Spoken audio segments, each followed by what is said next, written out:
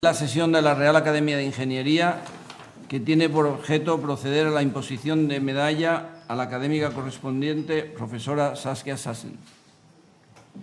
En los estatutos y en el reglamento de régimen interior, la Real Academia de Ingeniería contempla la figura de académicos y académicas correspondientes que serán elegidos y nombrados entre personalidades no residentes en España que se hayan hecho acreedoras a tal distinción por méritos análogos a los requeridos para ocupar plaza de académico de número.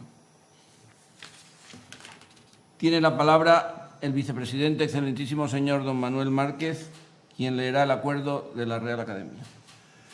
Muy bien, pues muchas gracias, presidente. Pues sí, me complace poder asegurar que en sesión plenaria de la Real Academia de Ingeniería, celebrada el 28 de abril de 2015, fue elegida académica correspondiente la profesora Saskia Sassen. Tiene la palabra la excelentísima señora y académica doña Josefina Gómez Mendoza, que hará una relación de los méritos de la candidata.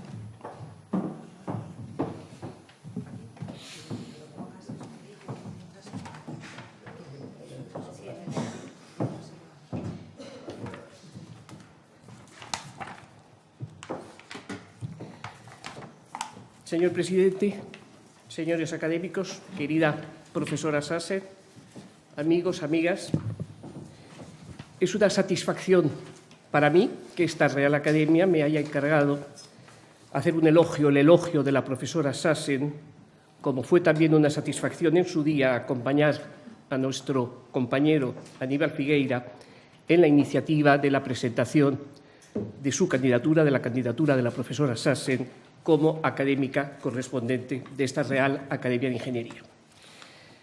Saskia Sassen es actualmente profesora de Sociología de la Universidad de Columbia, cuyo Comité de Pensamiento Global ha dirigido entre 2009 y 2015 y al que sigue perteneciendo.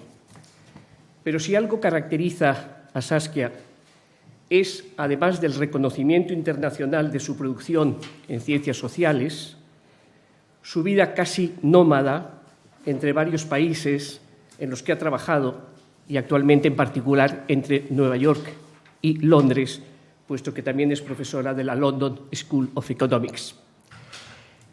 También la caracteriza la conversación interdisciplinar que mantiene entre muy diversos conocimientos: sociología, nueva economía, teoría política, geografía, conocimiento digital, etc. Y también la caracteriza su multilingüismo. Nacida en Holanda, pasó su infancia y primera juventud en Buenos Aires, estudió en Italia y estudió en Francia, empezó su vida profesional y la sigue actualmente en los Estados Unidos. Pero, como he dicho antes, la ha desarrollado en muchos países y en muchas partes. Por ello, se expresa con facilidad en más de 5 lenguas y su capacidad de comunicación, como creo que van a ver, y su empeño de exposición de sus tesis es muy admirable. El núcleo conceptual que ha ido desarrollando Saskia Sassen a lo largo de más de 30 años de trabajo es el de las relaciones, por una parte, de la economía global, el proceso de desigualdad social o los procesos de desigualdad social y la digitalización, con, por otra, las ciudades globales, las migraciones y los estados. Ha escrito sobre todas estas cuestiones, además de sus muchos artículos en revistas de prestigio, 8 libros que han sido traducidos a más de 20 lenguas y es editora o coeditora de otros 3. Ha dirigido decenas de tesis doctorales, con cuyos resultados ha editado el libro, hace poco, un libro, Deciphering the Global, Its Scales, Spaces, Scales and Subjects, descifrando lo global. Y muestra también una gran capacidad para liderar grandes proyectos internacionales. Entre otros, el de las Digital Formations, las formaciones digitales, un concepto que a ella le gusta y lo desarrolla mucho, un programa que durante muchos años dirigió, financiado por la Social Science Research Council, o el Social Science Research Council, a través del Information Technology and International Cooperation Committee. Entre los muchos honores que ha recibido,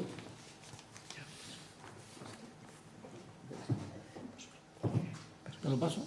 vale, El de la perdón, derecha. El de la es derecha. el de la derecha, lo he cogido al revés. Ah, sí. Ahora. Entre los muchos honores que ha recibido mencionaré 12 títulos de doctora honoris causa, en España en la Universidad de Valencia, no de Murcia, que se ha dicho esta mañana, en la Universidad de Valencia, el del Premio Nacional Príncipe de Asturias de Ciencias Sociales de 2013, esta es su página, el haber sido elegida Foreign Member of the Royal Academy of Sciences of the Netherlands, de Holanda, y finalmente el haber sido nombrada Chevalier de l'Ordre des Arts et des Lettres por la República Francesa. Chevalier, yo creo que ahora ya dirían chevaliera. A mí siempre que voy a Francia me dicen que me asombra profesor. Chevalier.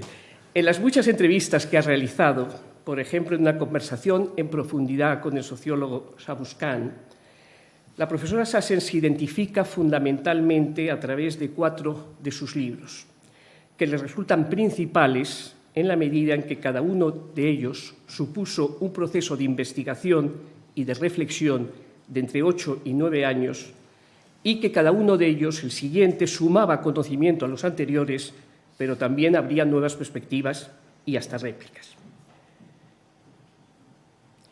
El libro de 1998, La movilidad del trabajo y del capital, mantiene la tesis de que la internacionalización de la producción genera y dirige y da los rumbos de los movimientos migratorios.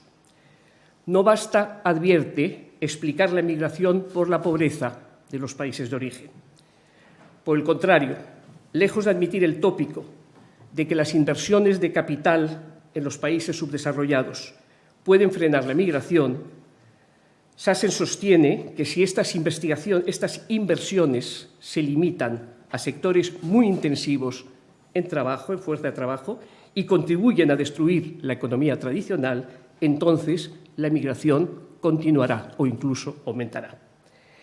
En cierto modo, sobre esta misma tesis vuelve en un artículo muy reciente que he tenido ocasión de leer, un artículo muy reciente de la profesora, sobre si en la persecución de los Rohingya la religión actúa en parte más bien como una distracción, como un cierto camuflaje, ya que también junto con los musulmanes hay budistas expulsados y, según ella, habría que rastrear los intereses económicos instalados recientemente en Myanmar.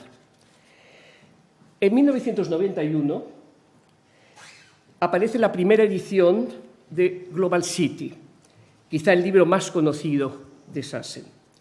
También aquí nuestra nueva académica lucha contra la idea establecida de que la nueva economía sea aterritorial, le sea indiferente el territorio, indiferente a la localización. Muy al contrario, la economía global, por muy cualificada y por muy digitalizada que esté, necesita inserciones territoriales específicas.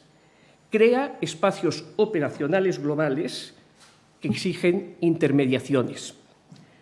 Nueva York, Londres y Tokio cumplían en el año de la edición, en 1991, esas premisas y fueron su terreno de estudio. Entonces, ahora se pueden reunir hasta 100 ciudades o se pueden nombrar hasta 100 ciudades que merecerían el calificativo de ciudades globales.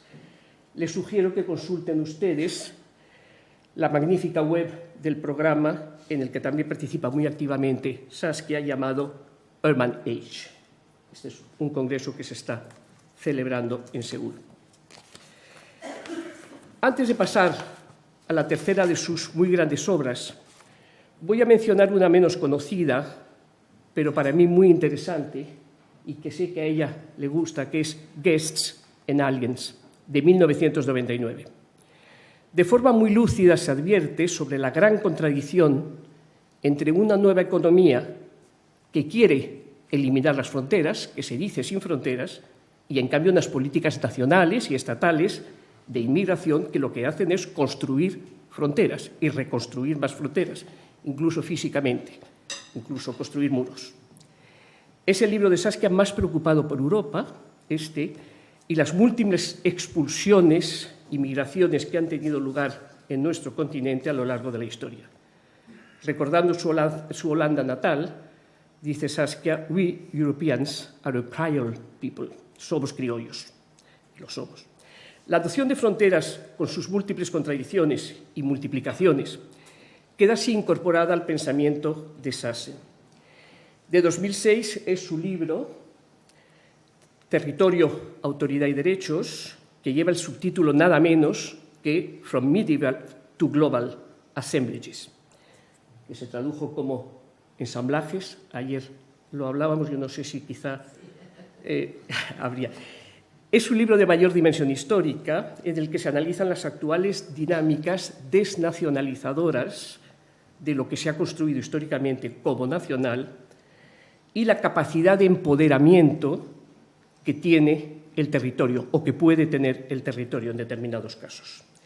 Advierte la autora que lo normal a lo largo de la historia ha sido que se superpusieran fronteras, que se vivieran territorios con bastantes o muchas fronteras. Y, sin embargo, los científicos sociales se han empeñado, nos hemos empeñado, en realizar casi todos nuestros análisis atendiendo a unas fronteras de Estado, a unas fronteras estatales que en buena medida nacen en muchos sitios de la Primera Guerra Mundial. El último de los grandes libros de Sassen es Expulsiones, brutalidad y complejidad en la economía global. La modernidad global provoca expulsiones de todo tipo, de personas, de etnias, de empresas, de lugares, de negocios. En la actualidad las expulsiones coexisten, de hecho, con el crecimiento económico. No basta el crecimiento económico para evitar la postergación y la expulsión. Ante este fenómeno, muchas denominaciones, escribió Sassen y comentó en alguna entrevista, muchas denominaciones, muchos nombres se quedan vacíos de contenido. Ciertas palabras que no son habituales, se vuelven banales, desplazados, ya casi no se visualiza qué quiere decir, parados de larga duración. Incluso llegó a decir la profesora Sasker la propia noción de cambio climático. Se les está quitando a todas esas palabras, se las está vaciando de contenido y se les está restando la brutalidad y la complejidad que entrañan, y se quedan como meros eufemismos sin significado real. Hay que repensar, dice la socióloga, lo que ella llama los knowledge silos o silos, los silos también, nuestros contenedores de conocimiento. En los últimos tiempos, y es en parte lo que nos convoca aquí, la señora Sassen se ha ocupado de las relaciones de la tecnología y de la sociedad, con varios textos publicados, por ejemplo, en Science, Technology and Society. Pone de manifiesto la relación entre la digitalización y el poder, hasta qué punto el poder, depende del uso que se haga de la digitalización. Digital Formations, como he dicho antes, es uno de sus conceptos más manejados ahora y habla de Digital Formations of the Powerful, pero también Digital Formations of the Powerless, de los pobres, de los ricos y de los pobres. Internet, escribió en el Guardian Saskia Sassen, en uno de los muchos artículos que publica en el periódico inglés, Internet, escribió en The Guardian, puede ser un martillo. Sirve para construir, pero también sirve para machacar. En la Academia de Ingeniería tiene mérito. Sassen prepara ya nuevos proyectos, en concreto sobre la ética de la ciudad. La ciudad contemporánea es compleja, pero también incompleta, vulnerable. Lo que ha sido la esencia de lo urbano, que es la memoria de los propios ciudadanos, la memoria que los propios ciudadanos tienen de su ciudad, a través de sus espacios públicos, a través de sus edificios icónicos, a través de sus tejidos, a través de sus barrios y de sus puntos de vista, todo ello puede desaparecer como consecuencia de la entrada masiva de capital de la alta finanza en los barrios, de las compras de suelo urbano. Puede que el capital sea extranjero comenta la profesora Sassen, puede que sea extranjero, pero las ciudades precisamente van a perder con ello su cosmopolitismo, porque perderán su historia. Los megaproyectos destruyen tejido urbano, desurbanizan, y en ese sentido, la macrourbanización puede considerarse extractiva, depredadora, como lo han sido en su momento las plantaciones o como lo han sido alguna minería a cielo abierto. Las ciudades globales expulsan gente, expulsan diversidad. Los nuevos propietarios, que a menudo no son más que habitantes a tiempo parcial, por muy internacionales que sean, no suelen ser cultos. Lo habitual es que no tengan más cultura que la del éxito y el dinero. Permítanme 2 referencias para terminar. De entre los artículos de una larga serie que, como he dicho, publica Sassen en The Guardian, o ha publicado en The Guardian, aprecio mucho uno sobre cómo Jane Jacobs, la admirada Jane Jacobs, con su famoso libro Vida y muerte de las grandes ciudades americanas, logró cambiar nuestra forma de mirar las ciudades. Incluye en ese artículo, se me ha olvidado colocarla aquí, una maravillosa foto en que están Jane Jacobs y otros manifestándose para que no desaparezca la Penn Station de Nueva York. Y este otro cuento fantástico del monstruo que devora los barrios de la ciudad, con magníficas ilustraciones de su hijo, de Hilary Cobb Sassen, que es escultor, dibujante y pintor, como ven. Termina con estas palabras ese artículo, que si no fuera porque ya son realidad, parecerían una maldición profética. Dice, el monstruo va a construir otra jungla de rascacielos en el Sáhara y la llamarán Smart City. En nombre de la Real Academia de Ingeniería, bienvenida, welcome, Saskia. Es un honor contar con usted, contar contigo como nuevo miembro entre nosotros.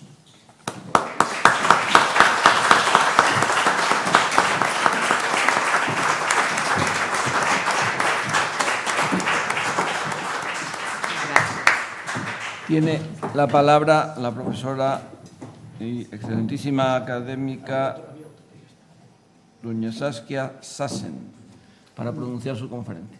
Bueno, yo agradezco muchísimo la oportunidad de estar aquí, vuestra participación en el hecho que estoy aquí y esta extraordinaria descripción. Realmente me hiciste recordar muchas cosas que me había olvidado. Realmente me siento muy emocionada y muy honrada. Y voy a hablar brevemente sobre mi trabajo, como habíamos arreglado, y quizás después podemos tener algunas preguntas, no sé, eso no es necesariamente. Entonces, bueno, y también realmente a la mesa de honor aquí, muchísimas gracias, y a todos ustedes. Yo soy holandesa, los holandeses no somos muy buenos para lo ceremonial, no sé si habrán notado en su viaje por el mundo, entonces no me salen mucho así toda la ceremonia, digamos, ¿no? Pero ya. Bueno, a mí lo que me interesa en lo digital, y hace ahora realmente unos 10 o 15 años que lo vengo trabajando como tema, son, una manera de decirlo, son ausencias y, por otro lado, presencias que deberían hacer intersección con lo digital, pero no lo hacen. Con las ausencias lo que me refiero son dominios donde lo digital no ha entrado y también maneras de manejar lo digital que dejan de lado demasiadas cosas.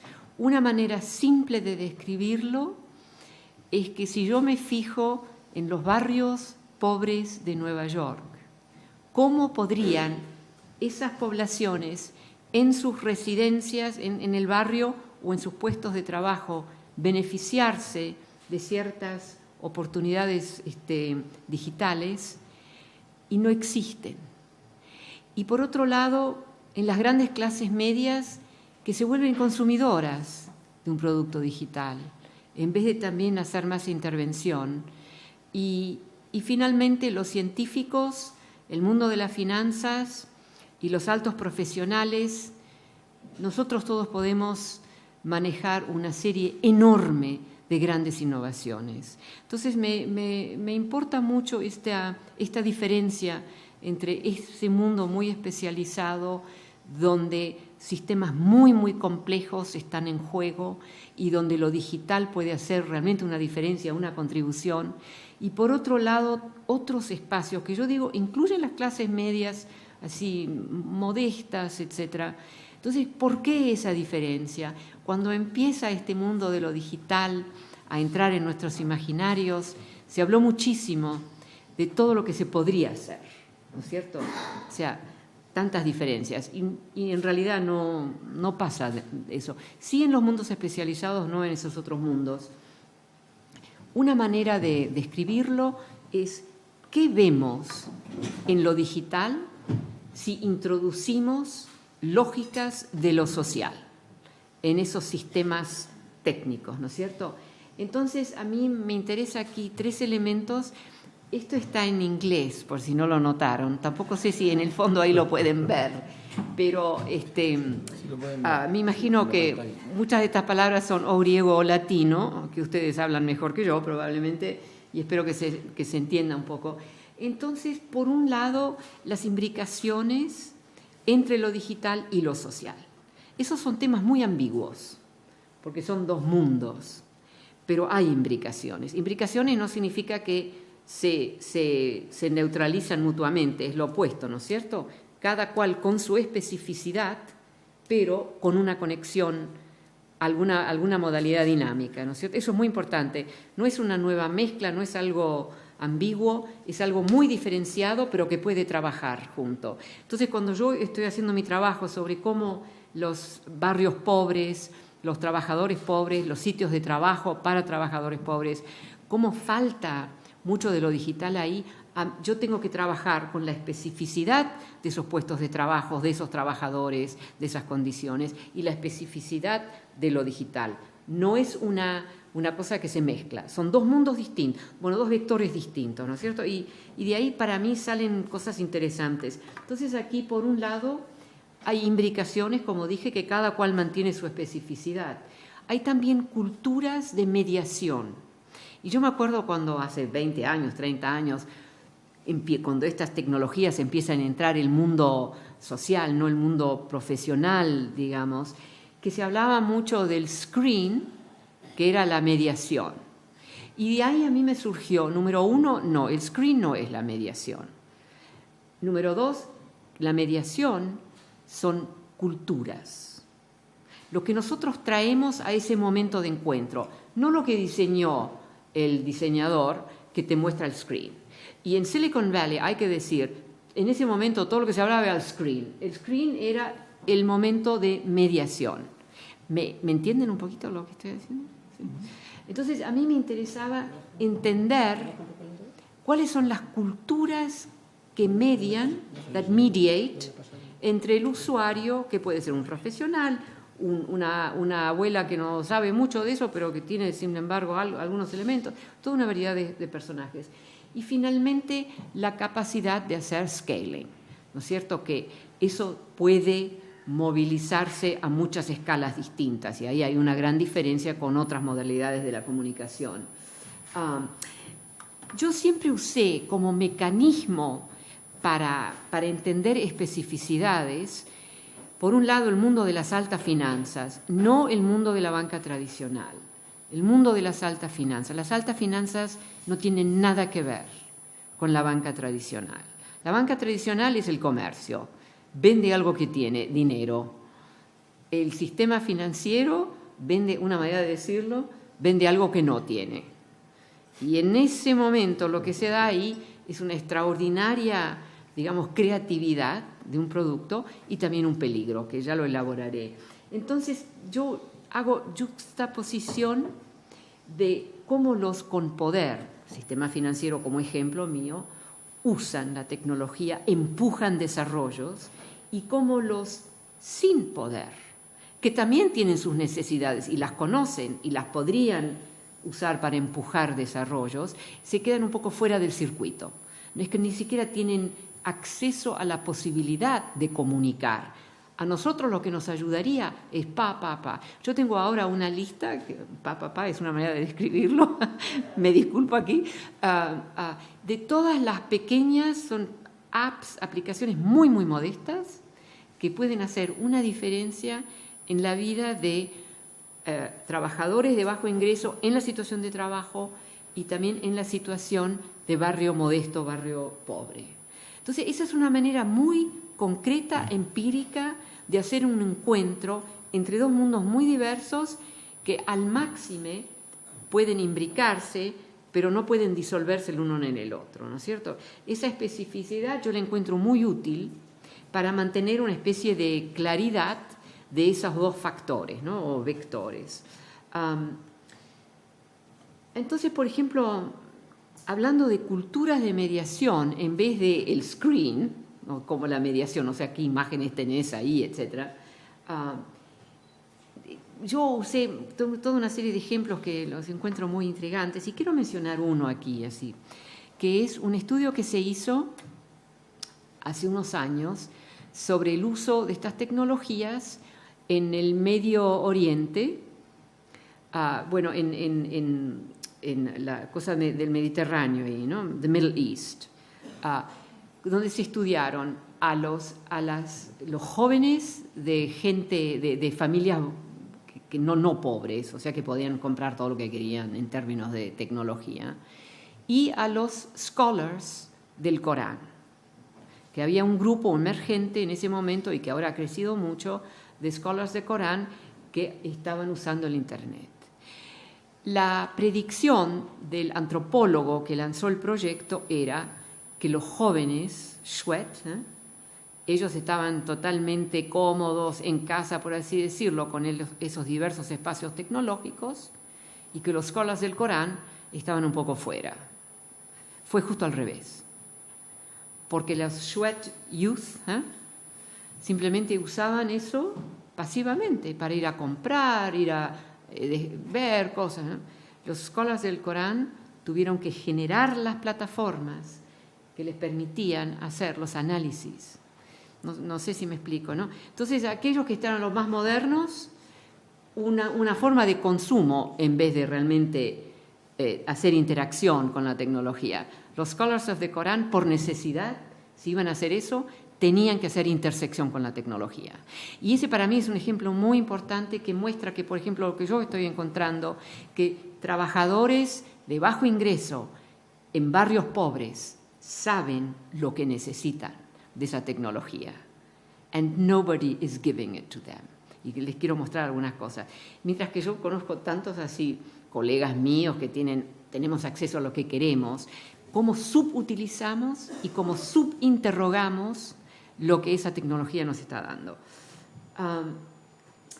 Entonces, una categoría que a mí me interesó y que yo desarrollé un poco es la noción de formaciones sociodigitales, que son un híbrido en realidad. Un híbrido además que siempre sufre, sobre lo que dije al principio, que estamos hablando de dos vectores que nunca se mezclan porque son distintos. La persona, el proyecto social, etcétera, y la tecnología, ¿no? Entonces, eso siempre es una especie de barrera, que nada se vuelve simple. Hay que descubrir si realmente hay una especie de imbricación ahí, porque nunca va a ser una dilución, a dilution, porque son dos mundos distintos, mismo si podemos pensar que son una cosa. Ahora, yo usé muchos casos que tienen que ver para descubrir cuáles son las modalidades, cuáles son los límites, cuáles son las oportunidades, cuáles son las diferencias. Como ya dije, el mundo de las altas finanzas, que pueden empujar a las innovaciones, they push innovation. Ellos no están esperando ahí que salga un nuevo producto. Y las grandes clases consumidoras que más bien están ahí esperando, y especialmente los pobres y todo lo que no tienen. Entonces, tengo todo un análisis que no lo voy a desarrollar aquí, de cómo el mundo de las finanzas ha cambiado. Y básicamente lo que hacen es matemática algorítmica, ¿no? No tienen nada que ver con microeconomía o con macroeconomía. Cero, absolutamente cero. ¿Es la banca tradicional? Sí, pero no es. Entonces, ¿cómo han ellos? Son una vanguardia. El sistema financiero se muestra como una vanguardia en inventar modalidades de las cuales se puede beneficiar. O sea, es realmente espectacular. Y para darles un dato que estoy segura que muchos de ustedes lo conocen, si uno compara, por ejemplo, el valor total del GDP, para mencionar una medida común, familiar, el valor total del GDP, ¿no?, mundial, de todos los países, ¿no?, el producto, me explico, ¿no es cierto?, son 200 trillones, básicamente. Captura solamente algo, pero es una medida significativa, importante. El valor de lo financiero, como medido por lo cual es ahora la medida básica, clásica, que es outstanding derivatives, derivativos que no se han todavía, están todavía ahí flotando, por así decirlo, siendo usados, más de 1 cuadrillón. Esos son muchos ceros y todos están trabajando, todos esos ceros. ¿No me explico? Entonces, uno ve una capacidad, en el mundo financiero, una capacidad de hacer funcionar a esas tecnologías. Es extraordinario. Pena que es un poco predatorio, ¿no?, a mi manera de leerlo. Yo no quiero ser demasiado crítica aquí, pero es problemático lo que está pasando. Entonces, aquí tengo otra vez algunas cositas, ¿no?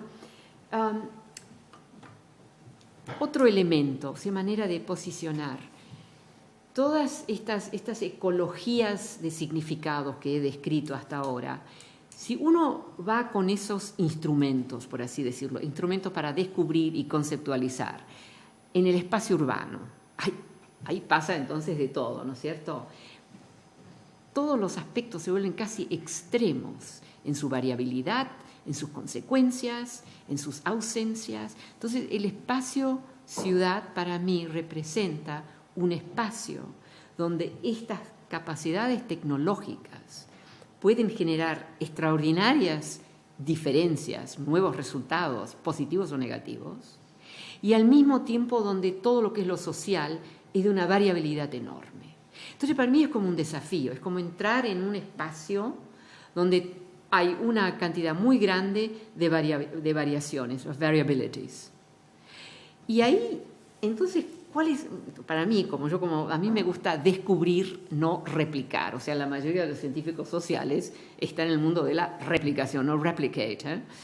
Yo quiero descubrir, porque hay tanta gente que está haciendo replicaciones que como que me aburre un poquitito y lo acepto todo y digo... Entonces, cuando uno entra a ese espacio de la ciudad, armada con estas cuestiones que a mí que me guían un poco, es extraordinario. Y eso entonces me llevó gradualmente a estudiar los barrios pobres en Nueva York. Nueva York es una ciudad de extremos, ustedes la conocerán. Más de la mitad de los hogares en Nueva York están bajo la medida de la pobreza, the poverty level. O sea, eso es impresionante, ¿no es cierto? Y después tenés 35% que son así riquísimos. O sea, es un espacio de extremos extraordinarios. Entonces, ahí yo leo un poquitito, o sea, las capacidades técnicas específicas de las tecnologías interactivas, o sea, eso es simplemente una parte, ¿no? Producen sus utilidades, utilities, a través de ecologías muy complejas a veces. Mismo cuando es muy simple lo que te dan. Pero si vos realmente querés entender cuál es todo ese espacio intermediario que permite a un humano y a una tecnología de trabajar juntos, por así decirlo, ahí hay mucha más variabilidad y especificidades que tampoco son a menudo ambiguas, y a mí ese es el espacio que me interesa.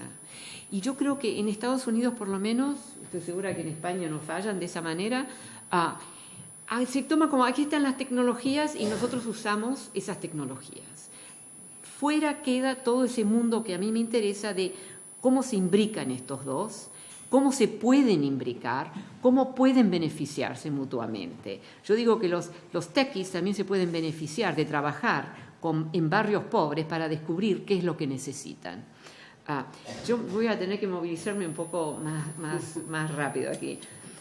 Además, este momento de encuentro también incluye las lógicas de los usuarios. No solamente la lógica de la tecnología, la lógica del techie que diseñó la tecnología, también la lógica de los usuarios. Entonces, uno ve en ciertas situaciones, se vuelve muy claro cómo el usuario cambia un poco el objetivo que por ahí tuvo el tecnólogo en el diseño de esa cosa, ¿no? Y van cambiando la cosa. Finalmente, yo encuentro que cuando uno hace la juxtaposition de el aspecto tecnológico y el aspecto del usuario. El usuario puede ser otra máquina, puede ser un ser humano, puede ser, ¿no? Que eso nos muestra también cómo la lógica del ingeniero que diseñó esa tecnología puede ser bastante distinta de cómo el usuario entiende esa lógica. Y ahí para mí hay una cosa así que hay que entrar en ese dominio para descubrir un poco más. Yo he hablado en bastantes congresos así de la tecnología y siempre me gusta el momento cuando me puedo separar un poco y pedirle ciertas preguntas. Por ejemplo, a mí una cosa que me interesa muchísimo es la distinción entre el hardware y las capacidades digitales, ¿no es cierto?, que se insertan, que se necesitan mutuamente. Pero ¿cuáles son las capacidades que se podrían estar usando en ciertas instancias de hardware que no vienen usadas? Y yo hablé con algunos ingenieros realmente brillantes que me decían que ellos también de vez en cuando piensan en eso.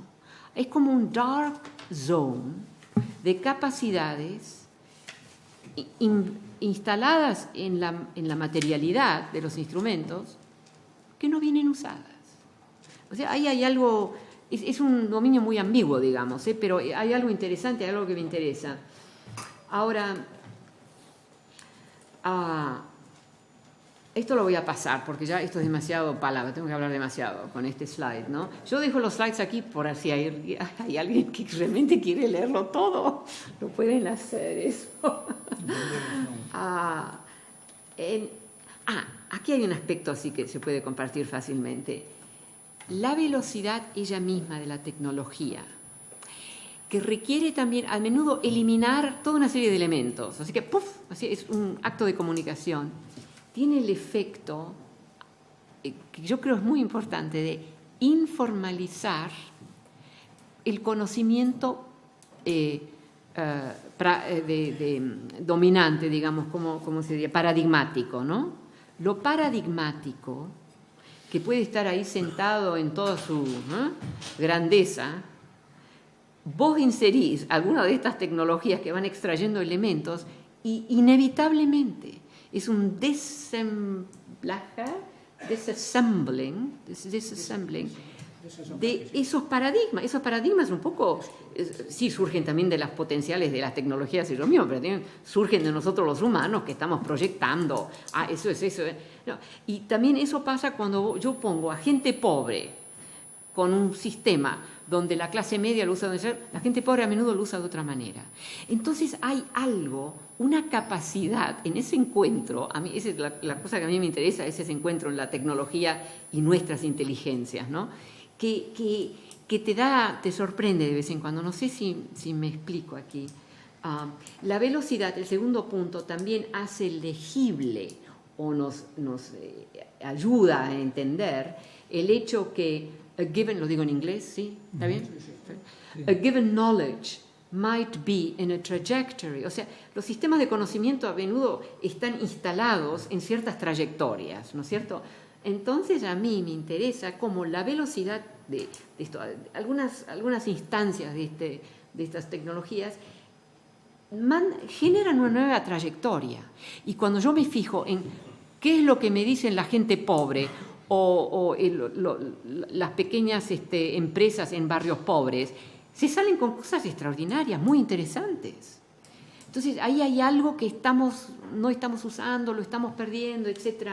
Entonces lo que estoy también diciendo en realidad es que este encuentro entre lo social y lo técnico puede ser un encuentro, una imbricación, yo siempre digo, o sea, la especificidad de cada uno viene mantenida, no es un híbrido. Eso siempre me irrita muchísimo cuando dicen, es un híbrido. No, no es un híbrido. Esas son dos cosas muy distintas. Pero estos encuentros pueden generar resultados, digamos, que no los diseñadores ni siquiera los habían pensado. Y en ese sentido, punto final ahí, que esto puede generar una especie de conocimientos emergentes, no finished, not completed, pero emergent. O sea, una posibilidad de un nuevo elemento de conocimiento, de cómo manejarlo, etc. Miren, yo voy a tener que terminar, ¿verdad? Porque todos queremos un poco de vino, quizás, algo así. Somos muy humanos, no importa, ¿no? Había algunas cositas que yo quería... Así, bueno, voy a mencionar algunos casos así específicos. La cuestión de las ciudades inteligentes, como las llaman, lo cual es un nombre totalmente exagerado para lo que eso es, ¿no? Entonces, hay dos modalidades aquí. Una modalidad es de implantar estas capacidades tecnológicas, ¿no? Sistemas tecnológicos. Y otra modalidad es de trabajar, o sea, con edificio, ¿no? Una cosa más móvil. En el primer caso, lo que eso ha generado es una obsolescencia que va en aumento, increasing obsolescence, de edificios. Entonces uno termina con muchos edificios muertos, ¿no es cierto? Eso no es una historia nueva, pero es una historia que viene más acentuada ahora. Entonces, una manera muy dramática de decirlo, que es un poco dramática, the more, lo digo en inglés, the more widespread the use of intelligent systems in a city, the more the city itself is at risk of becoming obsolete. Y Songdo, digamos, es un poco un ejemplo ahí, ¿no? Que el momento cuando empieza Songdo, cuando abren, todo nuevo. Ahora ya dice, ¿por qué usan ese sistema cuando podían usar este sistema? O sea que este encuentro entre lo técnico y el edificio, ¿no? Lo material, eso hay que manejarlo con inteligencia. Eso no puede ser. Y hay un ejemplo, por ejemplo, que yo tengo, los alcaldes, mayors de ciudades, ¿no? Generalmente vienen visitados por las compañías tech, ¿no? Que son negocios, es un negocio también. Tendrán ingenieros brillantes, pero también es un negocio. Entonces los ingenieros vienen y dicen, puede hacer esto, y los municipios gastan dinero. Yo digo, no, ustedes, los del municipio, hagan una lista, una examinación en profundidad. ¿Qué es lo que nosotros necesitamos? ¿Qué es lo que la ciudad necesita? Y entonces invitan a los techies, y ustedes le dicen a los techies, a ver, este es un problema que yo tengo. ¿Cómo me pueden ayudar ustedes? ¿Entienden lo que digo, no? Aquí hay que realmente cambiar la relación, porque ahora es un abuso total. Porque estas son empresas comerciales, tendrán ingenieros brillantes que no son comerciales, pero la empresa que tiene esos ingenieros es una empresa comercial. Entonces, en Estados Unidos es realmente un poco trágico casi, porque todos los municipios tienen budgets un poco limitados, ¿no? Entonces... esta es una imagen que me encanta. Esto es un artista, estos son los dead cities, ¿no? Lo que estaba diciendo, con la obsolescencia de esos grandes avances. Y este es un artista chino que agarró edificios de Shanghai. Shanghai se le fue un poco la mano con toda la cuestión tecnológica. Entonces los puso así, una imagen que están finished, dead buildings, ¿no? Bueno, voy a terminar con esto. Entonces, si nosotros pensamos en la ciudad es uno de esos animales complejos, un poco abierto, nada, que ha sobrevivido a regímenes mucho más poderosos, pero cerrados. O sea, modalidades de gobernanza, cosas económicas, etc. Eso es bien interesante, cómo el espacio urbano ha sobrevivido a través de los siglos toda una serie de modalidades, ¿no es cierto? Entonces, pensar en la ciudad, esto para mí es un punto muy importante, como un sistema complejo, pero incompleto. Y es esa mezcla de complejidad, porque uno necesita la complejidad, y lo de lo incompleto, incomplete, que permite una vida larga. Entonces, una pregunta que yo me hago es, ¿cómo estos sistemas tecnológicos, digitales, pueden también ser eso, ¿no es cierto? complejos, pero incompletos. Y eso resulta ser un poco más difícil, lo de lo incompleto, de lo que uno se lo podría imaginar. Pero claro que lo podemos hacer. En realidad, las sistematicidades involucradas en estas tecnologías tienen una especie de closure. ¿Y cómo los abrimos? Y ahí yo les iba a mostrar una serie de apps, pero están ahí y ya las pueden ver online, por así decirlo. Y les agradezco mucho la atención y espero que haya sido un poco clara con mi español un poco dodgy. Muchas gracias.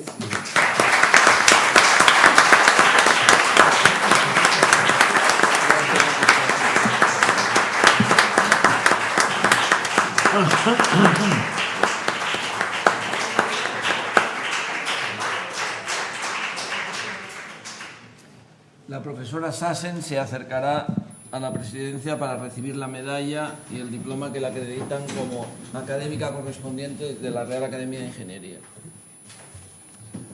Esto es todo lo formal que podemos hacer.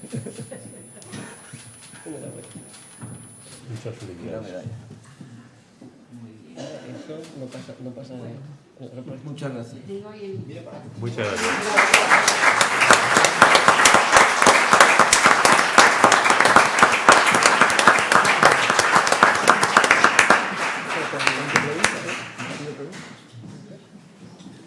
Aunque no es nuestra norma, se abre un turno de preguntas si hay en la sala para la nueva académica que ha ofrecido contestarlas.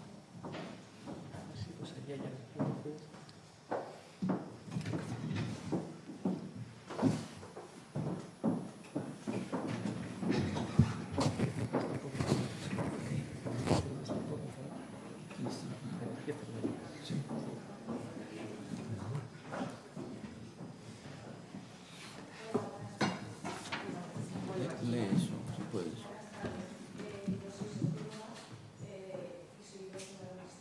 Verde, me llamo Aitana Alguacil, soy socióloga y soy vecina de un barrio vulnerable de la ciudad de Madrid y quería compartir una experiencia en la que estamos trabajando en relación al trabajo de Saskia Sassen, también para hacer alguna consulta. Nosotros tenemos un edificio que por lo visto es muy probable que sea conocido entre los ingenieros, que es el edificio de la nave Boticher, que era la antigua fábrica Boticher y Navarro. Es un edificio que en el año 92 iba a ser derribado y el movimiento vecinal consiguió salvar, y después de muchos años de espera parece que hemos conseguido que no tenga una obsolescencia programada. ¿Cuál es el problema? A día de hoy, la actividad que se le está dando a este edificio es acoger eventos puntuales estilo IFEMA. ¿Qué nos encontramos? Con que somos un barrio, un distrito con altas tasas de paro, muy baja formación, altas tasas de abandono escolar y, a su vez, en su época, fuimos el motor económico de esta ciudad con la industria, la cual fue desapareciendo con la crisis del 82.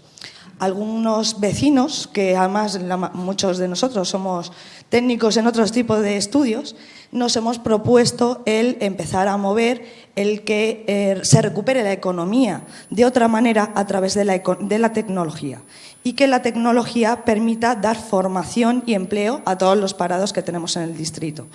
Estamos empezando a andar y me gustaría, si Saskia Sassen conoce algún tipo de experiencia similar, para poder fijarnos y no tener que volver a inventar ruedas que ya estén en funcionamiento. Muchas gracias. Bueno, muchas gracias por describir esto, porque realmente voy a querer saber más. Y bueno, yo iba a mostrar toda una serie de apps que son muy simples, que facilitan la vida cotidiana en el barrio pobre y en la situación de trabajo de trabajadores a bajo ingreso. No sé si eso es útil, pero les doy así 2 o 3 ejemplos muy simples. Y eso es solamente una cosa parcial. Pues, ¿sabes? Yo encuentro que esas situaciones hay que conocerlas un poco en profundidad para poder... Yo no quiero darte consejos, te voy a dar simplemente un poco de información.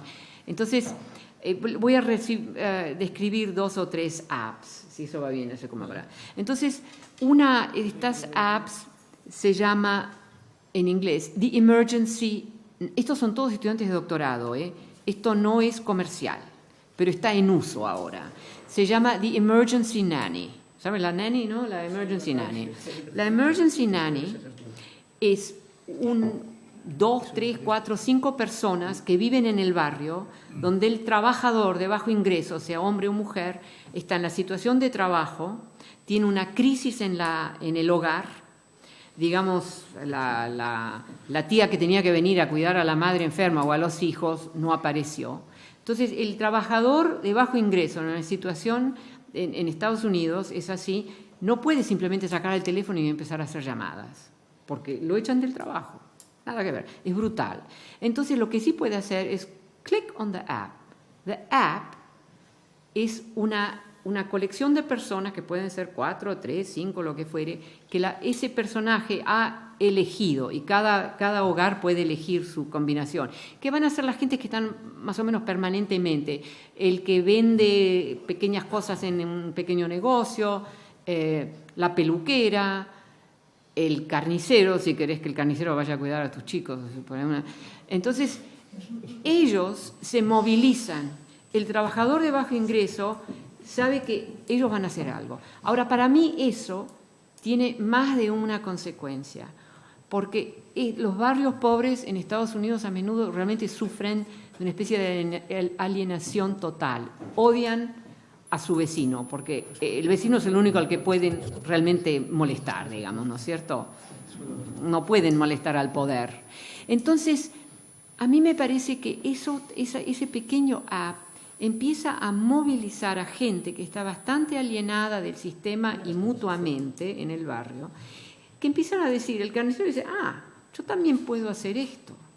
Entonces ahí empieza a darse un tejido, y realmente esto es la holandesa en mí, nada de romanticismo aquí, nada de comunidad, simplemente una especie de participación en circuitos, ¿no es cierto? Esa es una. Otra muy, muy simple. A menudo los chicos, los hijos e hijas, no van a la escuela, pretenden ir a la escuela, no les dicen a los padres, no van a la escuela, ¿no? En esos barrios pobres, porque hay mucho sufrimiento ahí.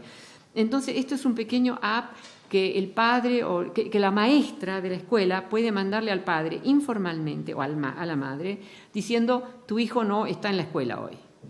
Si no tuviera esa alternativa, o no se entera, o tiene que ir a la administración, donde arriesga que les expulsen al hijo. O sea, estas son las pequeñas tragedias del cotidiano que tienen estos trabajadores de bajo ingreso. Estas son pequeñas apps que empiezan a facilitar esa vida. Esa informalidad entre la profesora o la maestra y la persona hace mucha diferencia.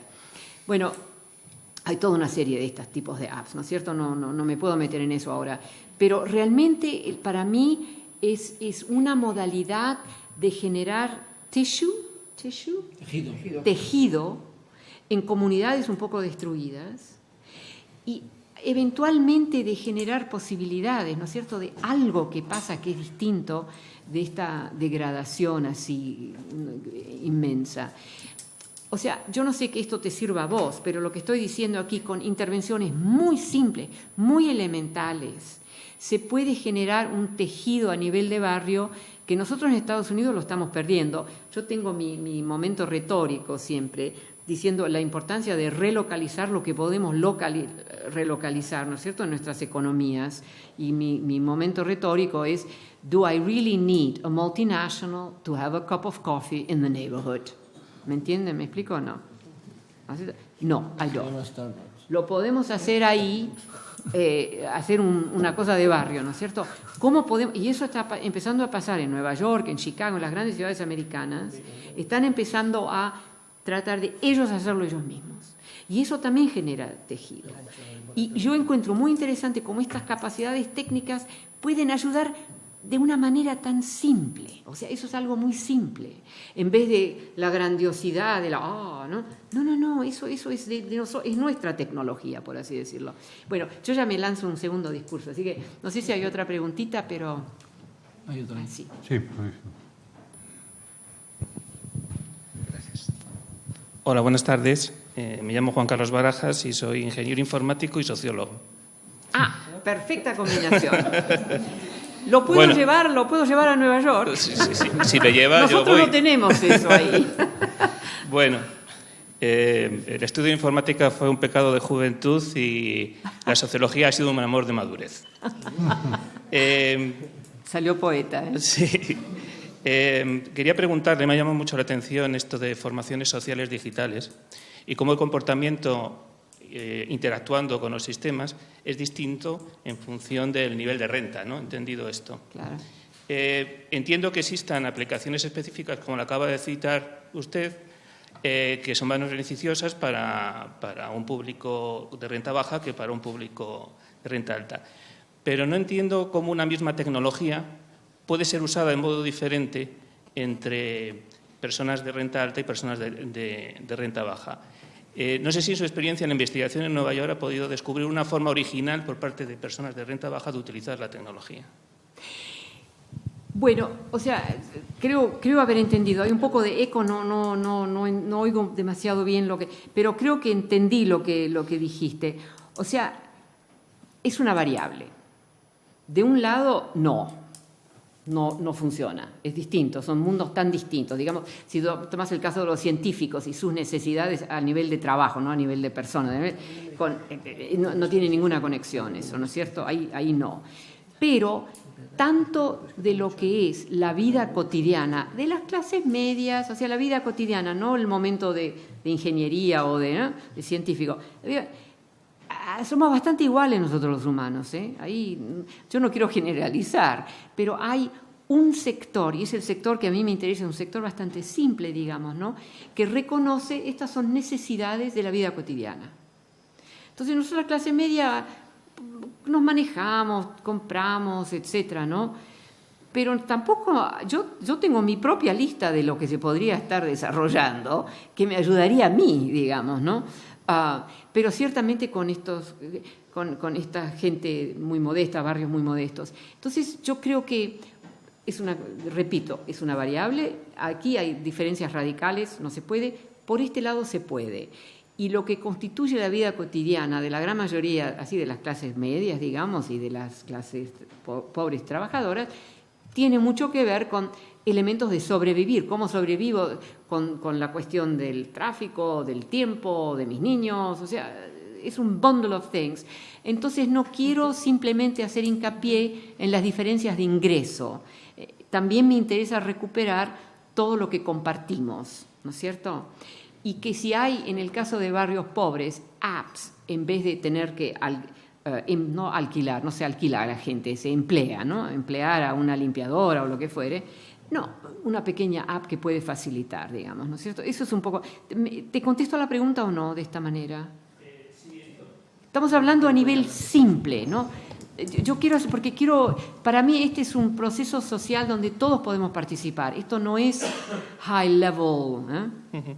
Bueno, eso lo entiendo desde las dos perspectivas con las que veo el asunto, lo entiendo, que es una variable y que las necesidades de la gente son distintas, por tanto, las aplicaciones de la tecnología son distintas.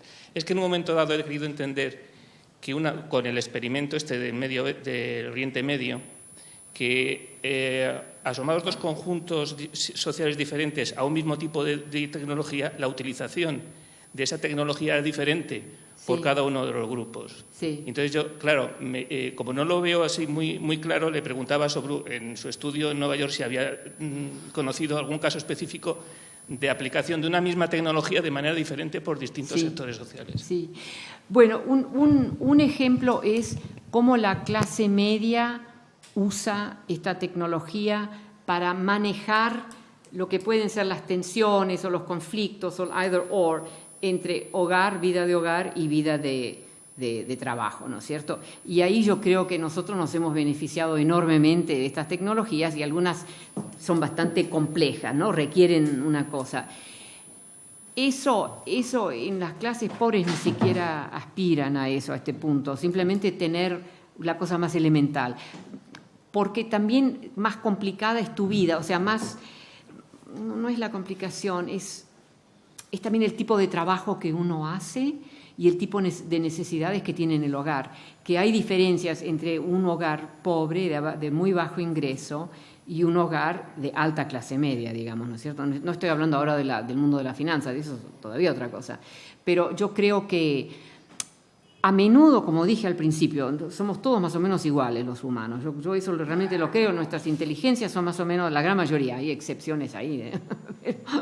Entonces yo creo que también con las necesidades del cotidiano, o sea, de un lado serán muy modestos y eso hace toda la diferencia, y si vos sos clase alta y media, no son tan modestos, porque si son demasiado modestos no hacen la diferencia, ¿sabes? Pero hay algo en lo técnico que es, a mí me interesa descubrir también eso, ¿sabes? Que una tecnología que podría servir a los dos, mismo si sus instantiations serían un poco diferentes, ¿no es cierto? En vez de decir, pero eso es todo otro mundo, no, que también se comparte aquí, ¿no es cierto? Porque estas tecnologías tienen la capacidad de estandarizar, ¿no es cierto? Y en muchos sentidos lo hacen eso. Por ejemplo, si vos te fijas en las ciencias, ¿no? El GRID, el GRID donde todos colaboran, esos grids pueden tener contenidos muy simples o contenidos muy complejos, pero en realidad el concepto básico, ¿no? Del grid, donde los científicos de todos lados pueden poner su información, entonces podés compartir, analizar, ¿no es cierto? Eso se está haciendo hoy en día. En realidad esa tecnología es bastante, ¿cómo diría yo? Es genérica, es generic, lo genérico. Entonces eso depende un poco de cómo la usás, pero la tecnología ella misma está bastante estandarizada. A mí me interesaba ahora, lo que hablé, recuperar la particularidad de una situación desesperada, ¿no es cierto? Pero eso también es muy genérico, ¿no es cierto? ¿Me explico o no? Yo creo que llegó el momento para mí de dejar de hablar. Tengo la impresión que llegó el momento del brindis, por así decirlo. Bueno, muchísimas gracias. Muchísimas gracias a la Muy bien.